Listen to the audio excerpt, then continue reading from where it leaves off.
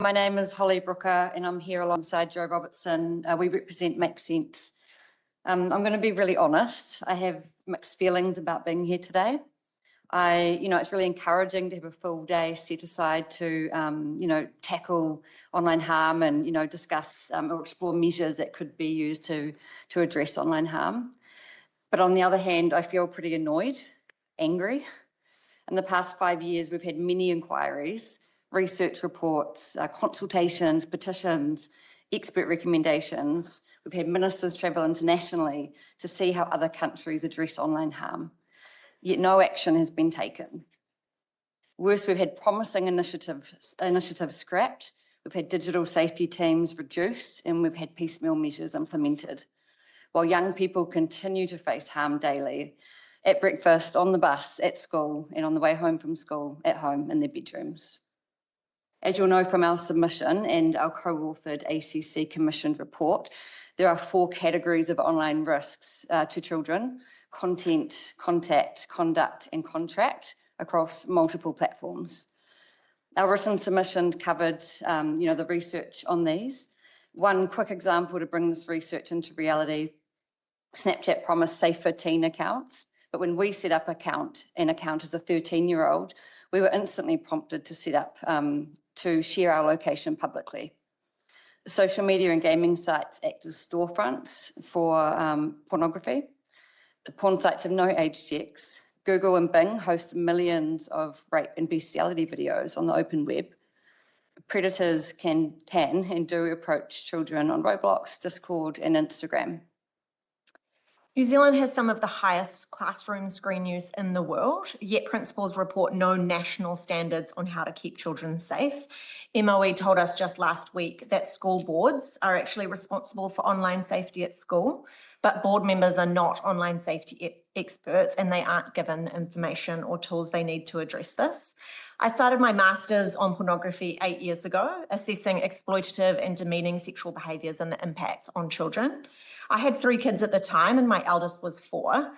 I thought this work was meaningful because it meant that by the time my eldest was a teenager, that we would have significant measures in place to protect him.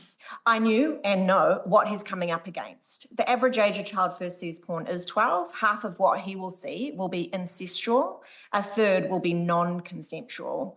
I didn't want my son to see videos titled "She was sleeping and we all got on top." I thought it would be different by the time he was 13. Now he's just shy of 12 and everything is actually worse. Porn literacy in schools has been rolled back. There's been an 1,800% increase in cases where children are coerced by predators into creating and sharing sexual images of themselves online. Grooming reports on Snapchat increased 550% in New Zealand between 21 and 23. You'll hear familiar arguments against action. The internet is too big, New Zealand is too small, education is the answer, young people will get around whatever we do, children have rights to digital access and we should let them guide our decisions.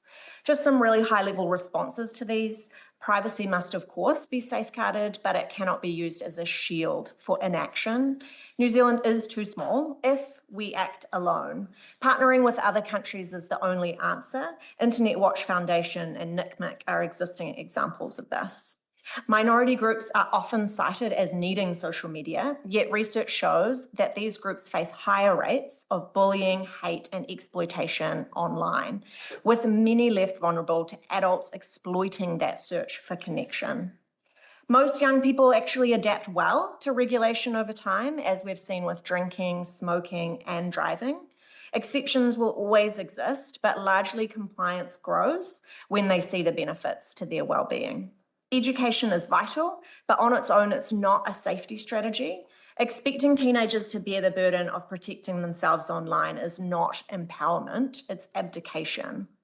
So we have a piecemeal and reactive legislative and regulatory approach in New Zealand with a kind of post-harm individual focus on content, contact, and conduct.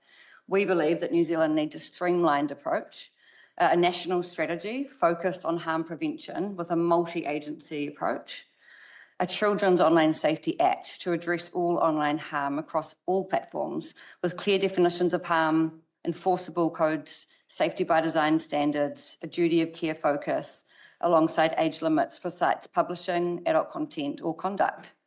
An independent regulator with an online safety commissioner to lead the charge with enforcement powers to hold platforms accountable, oversee compliance and manage reporting. And we need robust education for parents, children and educators, alongside nationwide campaigns to shift cultural norms, just like we did for smoking. Kia Maya, be brave, and thank you for listening. We welcome any questions.